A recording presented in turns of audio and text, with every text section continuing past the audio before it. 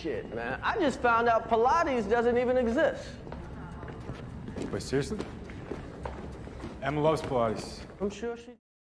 You know, after Saw, the final chapter, I assumed that... Oh, I forgot, it's October. Hang on. Yeah, there we go. So, like I was saying, after Saw, the final chapter, I assumed that would be the end. Then we got Jigsaw, and I assumed that would be the end. Then we got this. Spiral, from the Book of Saw, is without question the worst film in the franchise, despite being a spin-off. But that aside, it's amazing how bad these films have gotten. Gone are the days of simplicity and good old-fashioned torture porn, replaced with overly complicated storylines that nobody gives a shit about, and making sure to get Tobin Bell in at least one scene to please the fans. As long as you have that, at least someone will. Oh, hold on. What? He isn't in this. Not even a cameo? A picture in the background? Huh. In all honesty, I was pleased to hear that. Not including the main character for the sake of just doing it was a good sign. It is a spin-off after all, and for a spin-off to be good, it can't rely on nostalgia. But the key word here is good, and Spiral is not. Regardless of what the intention was, this film is a complete mess. It focuses on a copycat killer, which could have been interesting, but at the end of the day, it just as easily could have been a remake and it would have made no difference. However, I should mention that this is a recent movie that features Chris Rock, Samuel L. Jackson, and focuses heavily on the police. You know what that means: politics crammed down your throat. So let's analyze Spiral, from the Book of Saw, and see if it's even worthy of having Saw in the title. Which isn't saying much. The movie opens at a 4th of July parade, as we see an off-duty detective, Morris Boswick, who I guess thinks the flag colors are beige, white, and pink, respond to a purse theft by someone who is way more patriotic than him. You did not just go down there. Was I supposed to believe those fireworks meant something? Well, I guess you gotta get suspense in somehow, as the outcome is pretty obvious.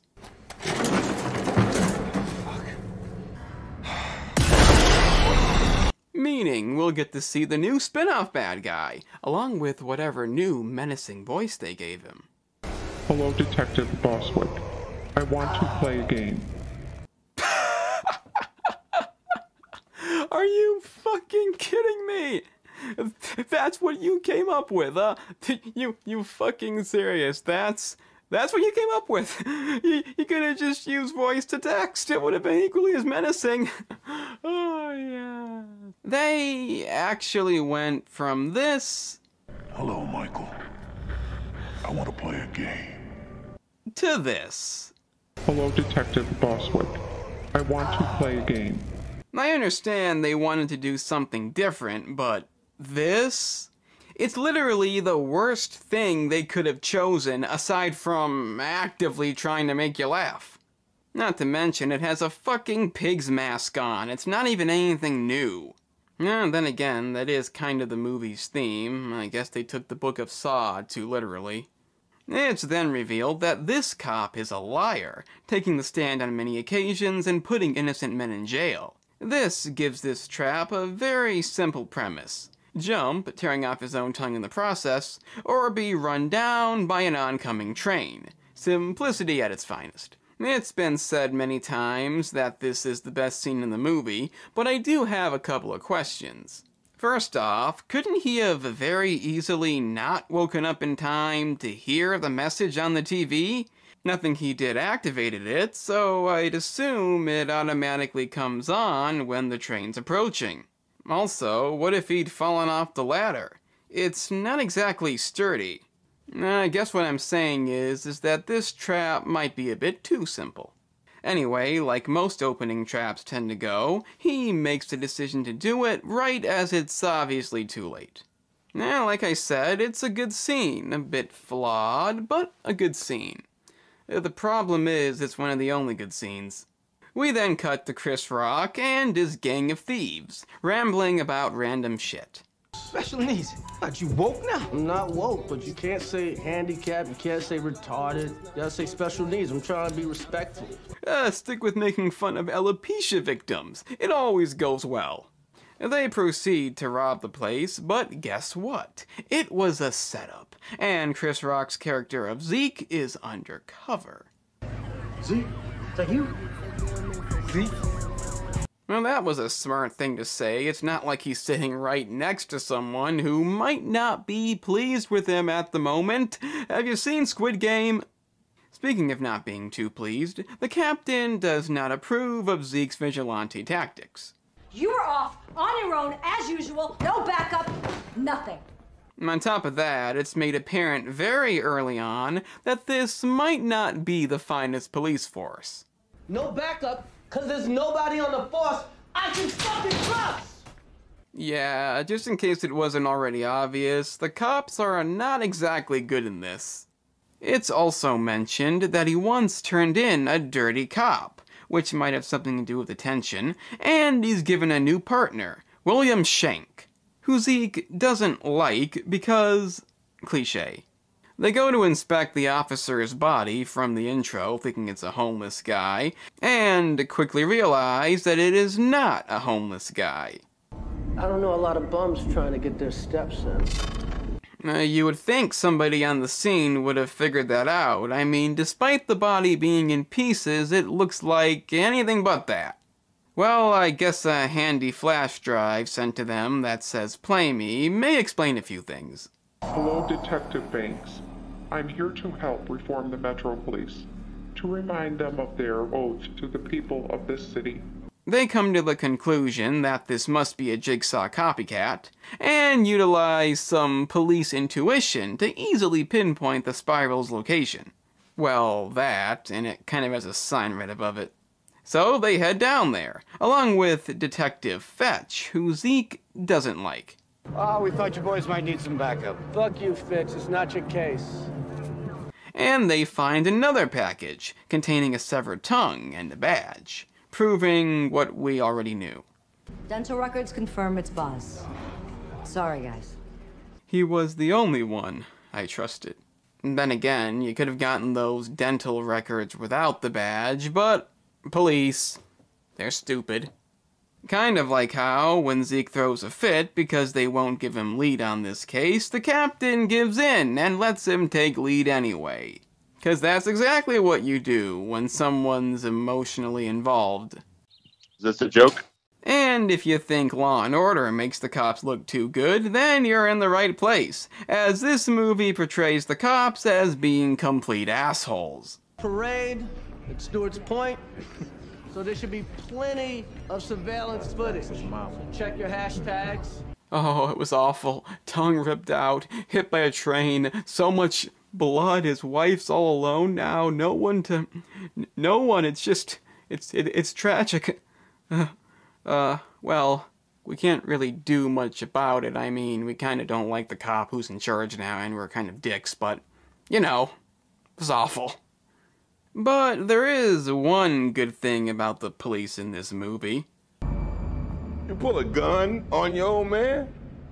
You out of your fucking mind? I could have killed you. What are you talking about? I got the gun. I could have killed you. Samuel L. Jackson, who, by default, makes everything a bit better. He plays Zeke's dad, retired Chief Marcus Banks, and get this, they don't get along. You nodded at me like we're the only two black guys in the mall. We haven't had a meal together in over a year. Haven't had a meal? This doesn't really get us anywhere plot-wise, aside from a few flashbacks that don't go anywhere, and the unrealistically mean cop thinks he may have tracked down the other cop's killer at a bread factory. Doesn't tell Zeke, though, because... Fuck him. Instead, he goes to the factory, completely alone. I'm sure it'll be fine. Wow. For a second, I thought... Oh, I didn't see that coming. You really surprised me. He wakes up in a much more complicated contraption this time, but at least it makes sense the way it activates. Hello, Detective Fitch. I want to play a game. No, you did not just cut away. You did not just fucking cut away. What the fuck, man? I don't want to watch this shit. Fuck you. Well, I'm looking through all the Metro records like you asked, and Boz was accused of lying on the stand more than anybody. By, like, a wide fucking margin. We already knew that movie, so what if Zeke knows too? He doesn't give a fuck, despite being so noble. And Zeke's dad isn't home. Apparently he's supposed to be, so it must mean something. Leading into a flashback, explaining that Zeke turning in a dirty cop will no doubt have consequences. And yes, I do understand that this is a real issue, but that doesn't necessarily mean that all the cops have to be assholes, like they are in this movie. But oh yeah, there was a trap going on right before the movie fucking cut away, and a new flash drive not only reveals that the cop didn't make it, but also more of his mysterious intentions. Salvation was offered, but it was declined. And if you're going to point fingers, 12th Street Bridge, I know that place. you should start by pointing them at yourselves. Yeah, I get it, you hate cops, but I think you hate this movie too because you just ruined the best part of it. The only good thing about this movie, apart from Samuel L. Jackson, which is quite brief, is watching the traps play out. And now we know how it ends. So they head to the next location and find a new box. I wonder what's inside. And we learn that Fitch is such a giant dick that he deliberately ignored the backup call, almost resulting in Zeke being killed. All right, this is what I'm gonna do. I'm gonna call dispatch and find out who was closest available. And when I do, I'm gonna take this gun and shoot that motherfucker. We clear? Well, at least the movie has one good quality. They then go and inspect the trap because why have any suspense? Look, I know it's not likely that he'd survive the trap, but sometimes in this movie they do. They usually die later, but at least they serve some purpose. In this case, not only do we know he's not gonna make it, but we have just about everything we need to piece this trap together before it even happens. The only reason to do this is for the sake of doing something different, but they never do it again in this movie. I'm not complaining about that, but it does make it all the more pointless. Huh? What the hell is this? Hello, I want to play a game. Well, does it involve the YouTube algorithm? That'd be a step in the right direction. You murdered a man because he insulted you, and that cannot happen again. Is this about that Jurassic World comment? If so, I'm pretty sure he's not suicidal. Bite down on the device in your mouth, which will start the motor that will rip your fingers away. Well, that's not fair. He started it. How about instead of taking sides, you like the video? And maybe even subscribe. Live or die. Make your choice. Well, fuck you then.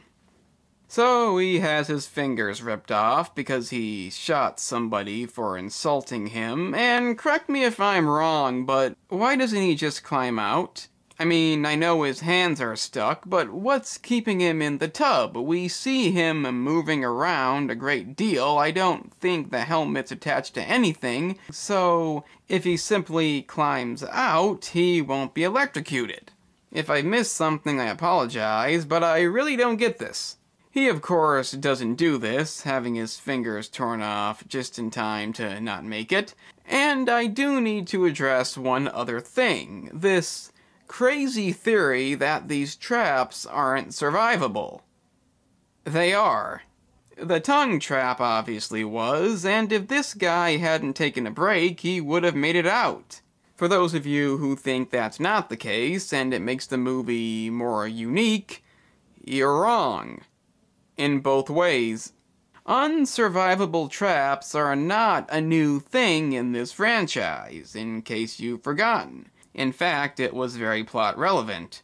But it's obviously not the case here, so I have no idea why people use this as a defense. It's just baffling. But then again, I can't be too mad, as the next trap is so stupid I can't believe they actually thought it was okay. But we'll get to that. So they try to locate Benny Wright, the guy Voz was last seen with, only to find out that he's dead. And William describes the audience's reaction after seeing this movie. Well, that was a waste of time. They do mention that this guy can't be Jigsaw's disciple, as he took no issue with cops, but then again, he probably would have if the cops shot people for no reason. They go to investigate Peter, the dirty cop, who shot somebody so he wouldn't testify, being the reason Zeke turned him in. This doesn't really go anywhere though, apart from showing us that this guy is in fact an asshole, and since the other cops defend him, they're assholes too. Everybody's an asshole, except Zeke. God loves you, Zeke. More than you. But on the bright side, Zeke and William are finally getting along, which is odd because apart from the first scene, they've gotten along quite nicely throughout the whole movie.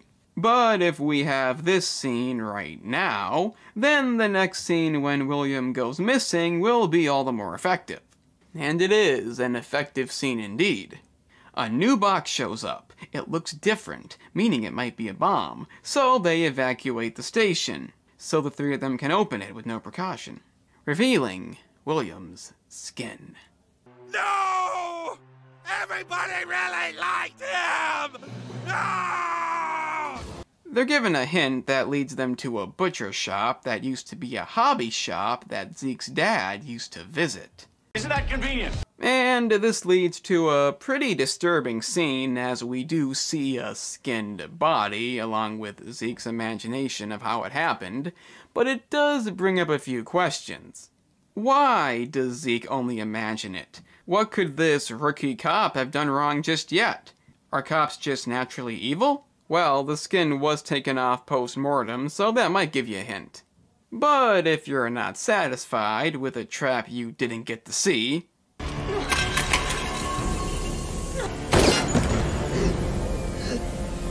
Angie will be the next victim. And I gotta admit, this one is pretty terrifying. As far as ways these traps begin, this is one I would not want to be in. Unfortunately, it still makes no fucking sense. The idea is that if she doesn't sever her spinal cord, she will be smothered in hot wax. And, yet again, it brings up a lot of questions. How exactly is severing her spinal cord gonna make the wax stop? The wax comes out almost immediately, so even if she did sever it right away, she'd still probably suffocate. How does this trap even activate? By playing the tape? That doesn't make any sense. The other movies didn't do this. But I think the dumbest thing of all is the excuse they give for why nobody answered the fucking phone. I guess you didn't hear. The killer just attacked a cop at 3rd and Beeman. That was just a diversion to get us out of the precinct. Wow, I didn't know it was that easy to assassinate a police captain. Just attack a random cop in broad daylight and everybody goes nuts. Amazing stuff. That's fucking stupid! Also, why the fuck did he even need to do this? The only reason Zeke even figured this out is because they attacked the cop. If he hadn't have done that, Zeke wouldn't have known, so the whole phone thing was completely pointless. So she obviously fails, and this is most likely the reason people think these traps aren't winnable. I can see why you might make that assumption, but no, it's just really bad writing. But know this, it's now personal. And then again, she did let him run the case because he got mad, so maybe that's the reason. However, there's a new suspect now, Zeke's father, mainly because of that hobby shop thing. But Zeke still suspects Peter, and is infuriated about the assumption, so only one thing to do. Okay, I'd assume he's screaming because he thinks his dad might be the killer. But then he goes to the church anyway to find Peter, who isn't there, and then calls his dad on the phone, who also isn't there, and apparently they knew he would do this. Again, it looked like one of those scenes that did whatever the fuck it had to get to the point where it needed to be. How the fuck did the killer know he'd go there? There's just no connection. That's fucking stupid! We then finally see Marcus again in this movie outside of a flashback, heading through a spiral-themed door. I think you know where it's going.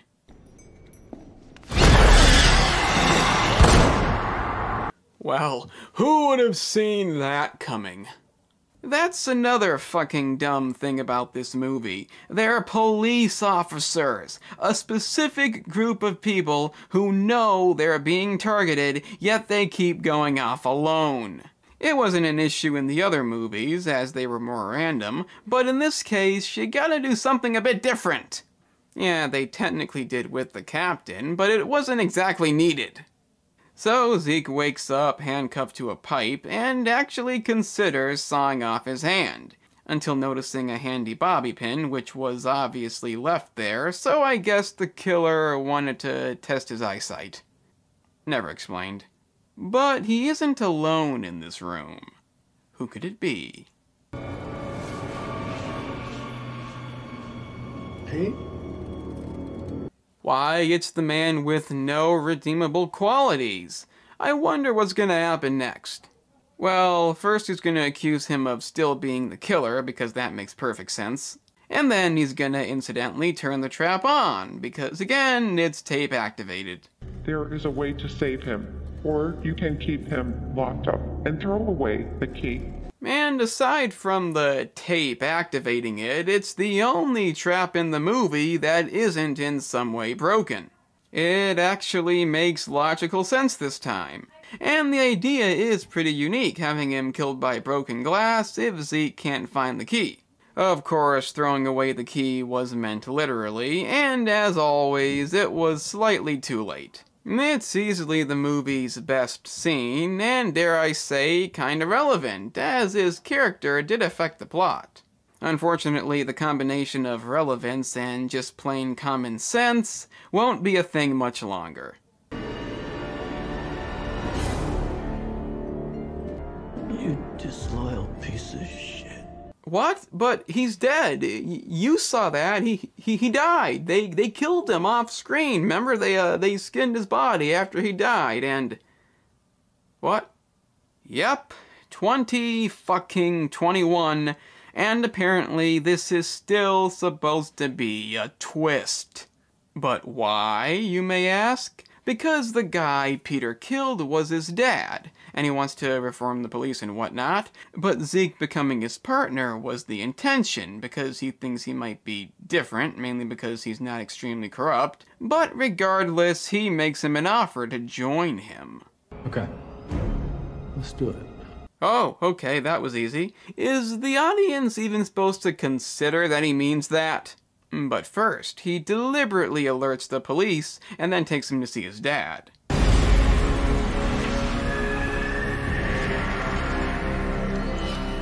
Well, as far as traps go, it's one thing this movie isn't lacking. But this game is simple. All he has to do is shoot the target with his one bullet, freeing his dad before bleeding out, and they'll all live. It is explained that Marcus oversaw Article 8, an extremely corrupt law that led to many innocent people being killed, but at this point, I think they just made this spin out to knock the police.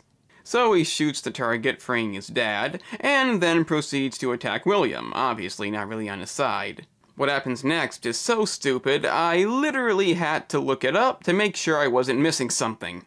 The cops break in, triggering a device, causing his dad to rise back up. And even though this is a universe where Jigsaw is a thing, they think he's a bad guy, despite clearly being held up by strings. Then, when a gun pops out in robotic fashion, they have no choice but to shoot him. Multiple times. Why is he not going down? Why does he keep floating? I didn't even know police could float. It's amazing that despite how dumb these movies have gotten, nothing could compare to the pure stupidity of this moment. There's just no topping it. As for the rookie...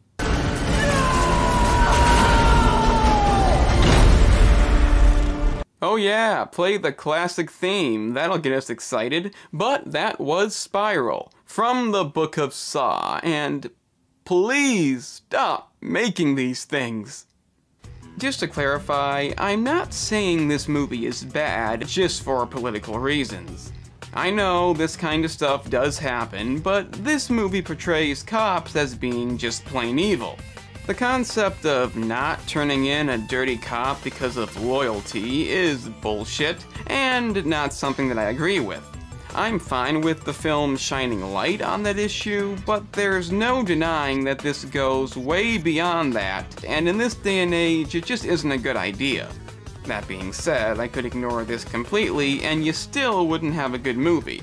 The plot, apart from police being evil, does very little to keep you invested as you know what's going on.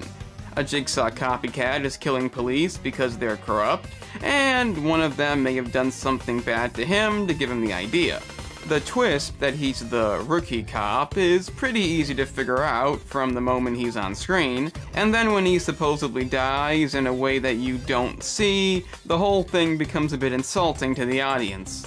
Not to mention various plot holes, an ending that makes absolutely no sense, and you're left wondering how this was even accepted. Luckily, if you're only here for the torture porn element, then you're in luck, cause that's really all you get. All the traps have the exact same outcome of the person doing what they need to do to escape, but delaying just in time to die anyway. Apart from that wax thing, I don't know what the hell that was, but there's nothing to keep things interesting. It goes the same way every time.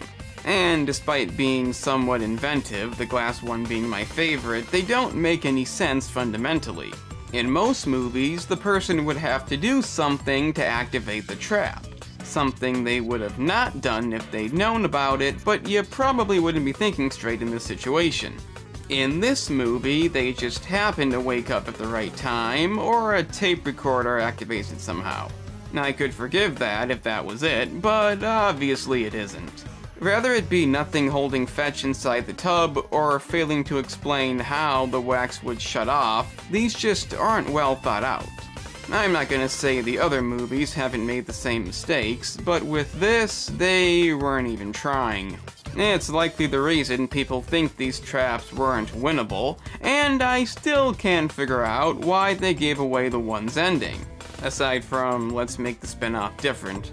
If I was to give credit to anything, I'd say that Chris Rock is okay in this, and Samuel L. Jackson does manage to bring some good moments to an otherwise shitty movie. But those moments are limited, and his death is the definition of we don't give a fuck. In fact, it's kind of the movie in a nutshell. But if you really like the torture porn genre, well, then you got 8 other movies to choose from. Movies that won't have you laughing as the traps are explained to you. What were they thinking? But Spiral is a spin-off that isn't worth choosing. I'm the analyst, and remember kids, if you wake up in a strange place, a contraption attached to your back, a tape recorder in your hand, whatever you do, don't play it. Just wait for the cops. So, you made it to the end, an impressive feat indeed. Since you managed that, consider checking out the gaming channel, in which I cover a variety of gaming topics, like inept gameplay, and analysis videos like this one. If you want to see that, then press the link in the description. It's that simple.